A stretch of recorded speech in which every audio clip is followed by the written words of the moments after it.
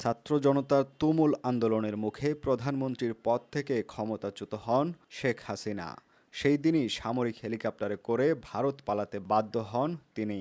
এরপর থেকে ভারতে অবস্থান করছে সাবেক এই প্রধানমন্ত্রী।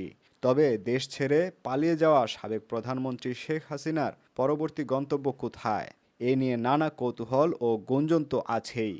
সর্বশেষ খবরে জানা যায়, যুক্তরাষ্ট্র ভারতের কাছে জানতে চেয়েছে শেখ হাসিনা কিভাবে কোন অবস্থায় দিল্লিতে অবস্থান করছেন। জবাবে ভারত নাকি বলেছে খুব স্বল্প সময়ের মধ্যেই মধ্যপ্রাচ্যের কোনো একটি দেশে তিনি চলে যাবেন। এই খবর ঢাকার সরকারি মহলকে জানানো হয়েছে বলে মানবজমিনের প্রতিবেদনে জানা গেছে। গত ৫ আগস্ট প্রধানমন্ত্রীর পদ থেকে পদত্যাগ করে ছোট বোন শেখ রেহানাকে নিয়ে ভারতে পালিয়ে যান শেখ হাসিনা। বাংলাদেশ সামরিক বাহিনীর একটি বিমানে তিনি দিল্লির কাছে গাজিয়াবাদের হিন্দন বিমান ঘাঁটিতে অবতরণ করেন। এরপর থেকে তিনি কোথায় আছেন তা আর প্রকাশ পায়নি।